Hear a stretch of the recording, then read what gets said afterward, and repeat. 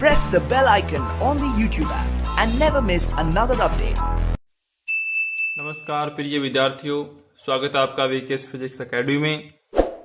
आज हमारे क्लास 9वीं के सब्जेक्ट विज्ञान, जिसमें हम फिजिक्स के बारे में पढ़ रहे हैं।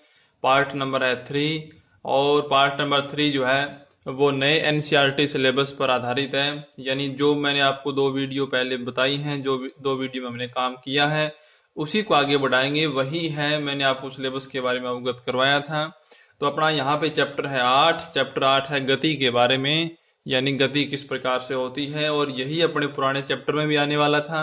गति कितने प्रकार की होती है, कैसे होती है, कितने इसके टाइप होते हैं, और वस्तु जब कोई गति करती है, चलती है, तो उसके साथ साथ उसमें किस प्रकार की गतियां सम्मिलित होती हैं। तो जो वीडियो हमने 2 बनाई हैं वो इसी पर आधारित हैं और वही आगे बढ़ा रहे हैं हम। लेकिन अब जो हम आगे टॉपिक्स जो अलग अलग हम पढ़ेंगे आगे से आगे, वो नए एनसीईआरटी सिलेबस जो है आपका, नई जो बुक है आपकी, उसके हिसाब से मैं आपको करवा रहा हूँ। तो चैप्टर नंबर 8 है अपना गति, एनसीईआरटी पाठ्यक्रम 2020 पर आधारित है। हम पढ़ रहे थे पुरानी वीडियो में विस्थापन और दूरी के बारे में। मैंने आपको डेफिनेशन बताई, उदाहरण भी बताए कि कैसे विस्थापन और दूरी जो है वो अलग अलग होते हैं। विस्थापन है वो एक सदिश राशि होती है और दूरी जो है वो क्या होती है, अदिश राशि है। और भी बहुत सारी बातें मैंने आपको बताई थी।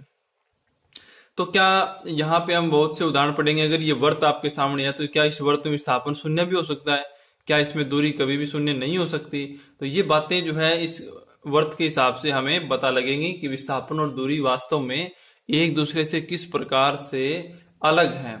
तो डिस्प्लेसमेंट और डिस्टेंस इनको इंग्लिश में कहते हैं। डिस्टेंस कहते हैं दूरी को, डिस्प्लेसमेंट कहते हैं विस्थापन को। तो ये वीडियो जो है आप सभी तक शेयर कर दीजिएगा, क्योंकि जो भी कंपटीशन की तैयारी करते हैं, चाहे वो टीचर की हो या और किसी की हो, तो साइंस, जनरल साइंस है वो सभी में आती है। और ये जनरल साइंस का ही एक टॉपिक है जो फिजिक्स के अंतर्गत आता है। तो ये हमारे पास एक वर्त दिखाया गया है जिसमें r त्रिज्या का वर्त है और टोटल हो जाएगी 2r, यानी कि व्यास इसका है 2r।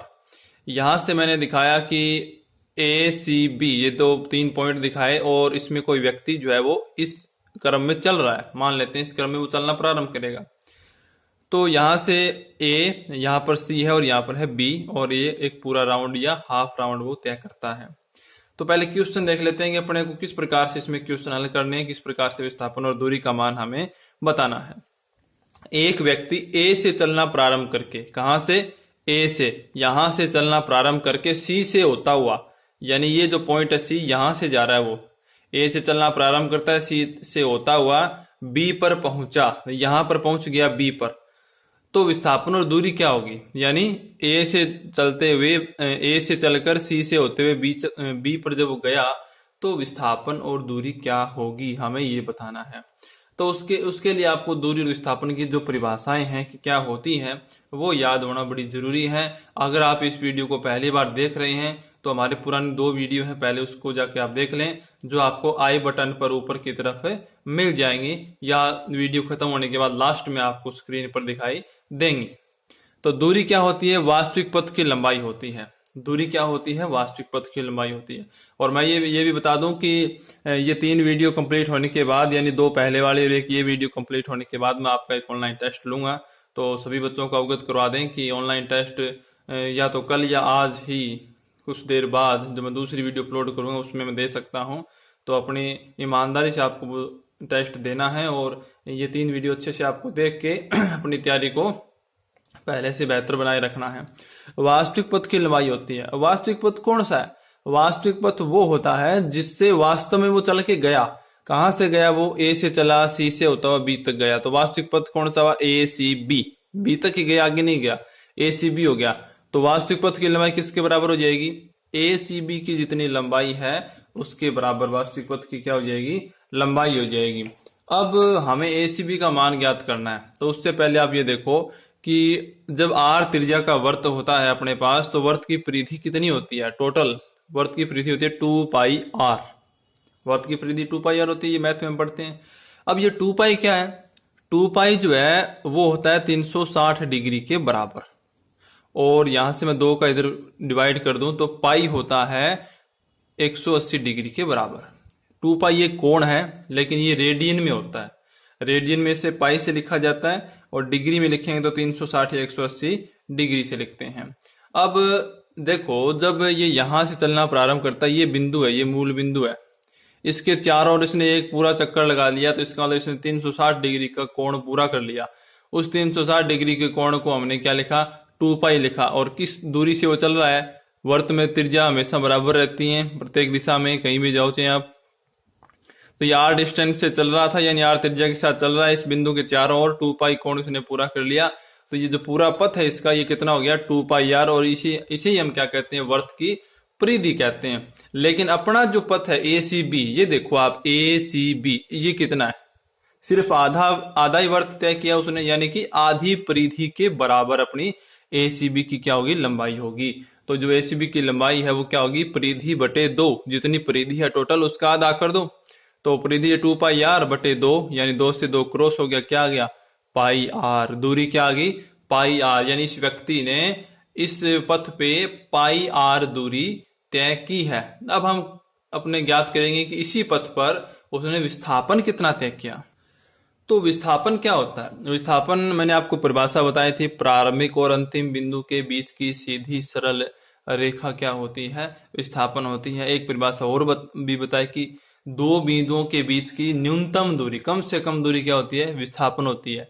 और कम से कम दूरी का मतलब बिल्कुल स्ट्रेट लाइन खींचेंगे तभी कम से कम दूरी हमारे पास आती है, या आप लंबाई भी कह सकते हैं, कम से कम लंबाई दो बिंदुओं के बीच की। तो प्रारंभिक और अंतिम बिंदु के बीच की सीधी सरल रेखा क्या होगा, विस्थापन। अब इस चित्र में देखो, पथ तो उसका ACB है, लेकिन प्रारंभिक बिंदु A है और अंतिम बिंदु कौन सा है, B है। और उनके बीच की सीधी सरल रेखा कौन सी है, ये जो व्यास दिखाई दे रहा है आपका, यही तो है सीधी सरल रेखा, यानी कि AB। विस्थापन बराबर क्या हुआ, AB। और AB कितना है, व्यास है, यानी कि त्रिज्या का 2 गुना, तो 2r। तो विस्थापन कितना हो गया, 2r हो गया। तो इस प्रकार से आप देख सकते हैं कि इस वृत्त में ACB पथ के अनुदिश तो दूरी तो पाई r आती है, लेकिन विस्थापन कितना आता है, 2r आता है। यानी कि विस्थापन इसके लिए अलग है, दूरी इसके लिए अलग है। अब ये तो हमने आधा ही चक्कर पूरा किया, तो हम कह सकते हैं कि ये आधे चक्कर में विस्थापन और दूरियां हैं। अगर मैं कहूं इसे पूरा चक्कर तय करना पड़ जाए तो क्या होगा, और फिर मैं एक NCERT में जो अपने क्वेश्चन दे रखा है नई बुक में, वो क्वेश्चन भी आपको मैं सोल्व करवाऊंगा। तो अब अपने इसी वृत्त के अंदर पूरे चक्कर की बात करते हैं कि व्यक्ति जो है वो A से चलना प्रारंभ करके वापस A पर आ जाता है, यहां से चलना प्रारंभ करके वापस यहीं आ जाता है। तो इस कंडीशन में दूरी और विस्थापन क्या होंगे। दूरी आप जानते हैं कि वास्तविक पथ की लंबाई होती है, और अब वास्तविक पथ कितना है, A से जब चलता है तो यहां से होता हुआ B से क्रॉस करके वापस A पर आ गया, यानी जितनी इस वृत्त की परिधि है उतनी लंबाई उसने तय कर ली। तो वृत्त की परिधि के बराबर लंबाई होगी, और वृत्त की परिधि कितनी है, जिसकी त्रिज्या r दे रखी है अपने को, 2 पाई r। तो यहाँ पे दूरी कितनी होगी, 2 पाई r। कब, पूरे चक्कर में। और आधे चक्कर में कितनी थी, पाई r, क्योंकि वो A से B तक ही आया था। विस्थापन क्या होगा, अब ये ध्यान रखना, यहाँ पे विस्थापन कितना होगा। विस्थापन क्या होता है, प्रारंभिक और अंतिम बिंदुओं को मिलाने वाली सीधी सरल रेखा। प्रारंभिक बिंदु कौन सा, A, और वापस चल के आया तो अंतिम बिंदु भी कौन सा, A। अब A की बिंदु है वो भी प्रारंभिक है और वही अंतिम है, तो मिलाएं किसको, बिंदु ही अपना एक ही जगह है, तो रेखा की लंबाई जो है जिसको मिलाएं वो क्या होगी, 0 होगी। तो विस्थापन यहाँ पर क्या होगा, 0 होगा। तो इसके साथ साथ आप यह देख सकते हैं कि जब वो इस दिशा में गया था तो दूरी पाई r आई थी, और अब जो वो वापस इधर आया, यानी दिशा भी उसकी बदल ही रही है, तो जो दूरी है वो डबल होगी। लेकिन विस्थापन पहले जब वो इधर गया तो कितना आया था, 2r आया था, लेकिन जैसे ही उसकी दिशा बदली विस्थापन कितना हो गया, 0 हो गया। यानी दिशा पर निर्भर करता है विस्थापन, इसलिए ये विस्थापन क्या होता है, एक सदिश राशि होती है, दिशा पे डिपेंड करता है, और दूरी पे कोई प्रभाव पड़ा ही नहीं। और दिशा बदल दो, चाहे 2 चक्कर और लगाएगा तो दूरी इसकी 2 गुनी और हो जाएगी, लेकिन विस्थापन फिर से 2r होगा, फिर 0 हो जाएगा, फिर 2r होगा, फिर 0 हो जाएगा। यानी विस्थापन है उसका परिमाण भी आता जाएगा, 0 भी आता जाएगा, यानी दिशा पर निर्भर करता है। और दूरी दिशा पर निर्भर नहीं करती, ये हमेशा धनात्मक होती है, बढ़ती ही रहती है जब कोई वस्तु चलना प्रारंभ करती है। तो इसे हम क्या कहते हैं, दूरी को अदिश राशि कहते हैं।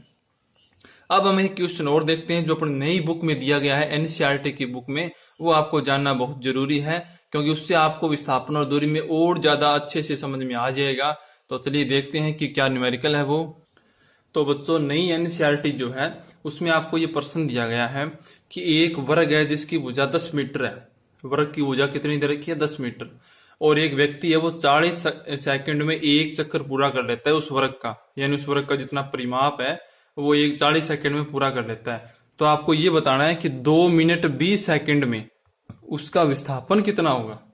याद रखना 2 मिनट 20 सेकंड में। तो पहले तो हमने एक वर्ग बना लेते हैं। ये वर्ग हमने बना लिया। प्रत्येक भुजा कितनी होगी? 10 मीटर की होगी। और यहाँ पे मैंने पॉइंट दिखा दिए ABCD। अब मैं ये मान लूंगा कि मैं जो है वो व्यक्ति जो है वो B से चलना प्रारंभ करता है। B, C, D, A और B। जब वापस यहाँ पे आएगा तो एक चक्कर पूरा हो जाएगा। अब आप ये सोचो कि 40 सेकंड में एक चक्कर पूरा करता है वो, और एक भुजा कितनी है? वर्ग की 10 मीटर है, तो चारों भुजाएं कितनी होगी? 40 मीटर होगी। 10, 20, 30 और 40 मीटर होगी। तो अगर 40 सेकंड में वो 40 मीटर दूरी तय कर लेगा, इसका मतलब ये हुआ अगर एक चक्कर पूरा करता है इसका मतलब यहां से लेके वापस यहीं पर आएगा तो एक चक्कर पूरा होगा, और जब यहां से लेके वापस यहीं आएगा तो टोटल चारों भुजाएं तय कर लेगा वो, यानी कि 40 मीटर दूरी तय कर लेगा। तो 40 सेकंड में 40 मीटर दूरी तय कर लेगा। इसका मतलब क्या हुआ? 40 में 40 का भाग दो मीटर में सेकंड का, यानी एक सेकंड में वो 1 मीटर दूरी तय कर लेता है। ये आपका बेसिक काम है। तो अपने को पहले ये देख लेते हैं कि वो 2 मिनट में कितने चक्कर लगाएगा। 2 मिनट में कितने सेकंड होते हैं? 120 सेकंड होते हैं। तो 2 मिनट में कितने सेकंड होंगे? 120। और एक चक्कर कितने सेकंड में पूरा करता है? 40 में। तो 120 में 40 का भाग दो तो कितने चक्कर कर लेगा वो? पूरे 3 चक्कर लगा लेगा। यानी 2 मिनट में वो 3 चक्कर पूरे कर लेगा। यानी मैं मानता हूं कि वो 20 से चलना प्रारंभ करता है, तो 20 से वो 3 चक्कर पूरे करेगा, तो वापस में तीसरे चक्कर में B पर आकर रुक जाएगा। यहां पर आ गया 3 चक्कर में। अब ऊपर वाले 20 सेकंड हो रहेगी, यानी 2 मिनट 20 सेकंड में आपको विस्थापन बताना है। तो 2 मिनट में तो 3 चक्कर पूरे होएंगे। अब ऊपर वाले 20 सेकंड और है, तो आपको पता है कि 40 सेकंड में एक चक्कर पूरा करता है, यानी 40 सेकंड में वो 40 मीटर दूरी तय करता है। तो 20 सेकंड में कितना चक्कर पूरा करेगा? आधा ही चक्कर पूरा होगा, यानी कि 20 मीटर दूरी कितनी करेगा? वो 20 मीटर दूरी को तय करेगा। तो 3 चक्करों में तो यहां आ गया। अब आगे वाले 20 सेकंड में वो 20 मीटर दूरी तय करेगा, यानी आधा चक्कर। तो 10 मीटर प्लस के 10 मीटर, यानी 20 मीटर दूरी तय होगी। यानी आगे वाले 20 सेकंड में वो कहां होगा? D पर होगा। बस, यानी अब अपने क्या बताना है? B से D के बीच का जो विस्थापन है वो बताना होगा। और इसके लिए हम क्या करेंगे? इसको मिला देंगे, क्योंकि विस्थापन क्या होता है? दो बिंदुओं के बीच की सीधी सरल रेखा, और ये वर्ग का विकिरण है वो क्या होगा? वो सरल रेखा होगा। BD आपको बताना है, तो इसमें हम क्या करेंगे? ये 10 मीटर है, ये भी 10 मीटर आपको पता है, और ये 90 डिग्री के कोण है, तो कौन सी पर में लगाएंगे? सोचो। तो बच्चों अपने DAB ये जो त्रिभुज है इसमें अपने पाइथागोरस प्रमेय का प्रयोग करके इस विकिरण का मान, इस विस्थापन का मान हम ज्ञात कर सकते हैं। इसमें क्या होता है? कर्ण स्क्वायर बराबर आधार स्क्वायर प्लस के लंब स्क्वायर, यही होती है पाइथागोरस प्रमेय। अब कर्ण कितना है? कर्ण है DB, तो DB स्क्वायर हो गया बराबर आधार और लंब। यहाँ पे मेरे पास दूसरा कोण नहीं है, कोई सा भी कोण मान सकते हैं हम, तो इन दोनों में आप कोई सा भी आधार मान ले तो कोई फर्क नहीं है, कोई सा भी आप लंब मान सकते हैं। तो कर्ण स्क्वायर बराबर क्या हुआ? आधार स्क्वायर, तो मैंने मान लिया इसको आधार। AB स्क्वायर प्लस के DA स्क्वायर क्या हो गया? लंब स्क्वायर। अब DB स्क्वायर बराबर AB का मान कितना है? 10 मीटर है, इसका मान भी 10 मीटर है, तो 10 का स्क्वायर है तो कितने हुए? 100 प्लस के 100 कितने हो गए? 200। तो DB स्क्वायर बराबर कितने हुए? 200 मीटर। तो DB का मान ज्ञात करना है अपने, तो इस पे जो स्क्वायर है वो दूसरी तरफ आएगा, तो क्या बन जाएगा? वर्गमूल। तो वर्गमूल 200 मीटर, यानी अंडर रूट 200 मीटर क्या हो गया? इस विस्थापन का मान हो गया। इसको और अच्छे से सरल कर सकते हैं आप। 200 का आप लिख सकते हैं 100 गुणा 2, अंडर रूट में 100 गुणा 2, और 100 का वर्गमूल कितना हो जाएगा? 10 हो जाएगा, अंडर रूट 2, यानी 10 रूट 2 मीटर भी क्या है? विस्थापन है। दोनों ही आपके उत्तर सही हैं। ये थोड़ा सा सिंपल है, आगे और है, और वो आप एक स्टेप पहले ही आ जाता है। तो अंडर रूट 200 मीटर भी विस्थापन होगा इस प्रश्न में आपका, और 10 रूट 2 मीटर भी क्या होगा? विस्थापन होगा। ये एनसीईआरटी के अंदर दिया गया क्वेश्चन है जो आपको करना था। तो वीडियो को लाइक करें, शेयर करें, सब्सक्राइब करें। आगे मैं आपका एक ऑनलाइन टेस्ट लूंगा जो इन तीनों वीडियो पर, यानी विस्थापन, सदिश सदिश राशियां, दूरी पर, इसके ऊपर प्रश्न होंगे, और द्रव्यमान, लंबाई जो मैंने आपको बताई थी कुछ बातें, उन पर मैं प्रश्न आपसे पूछूंगा। तो आप ईमानदारी से उस टेस्ट को देना है और सभी को उस टेस्ट को देना है। धन्यवाद।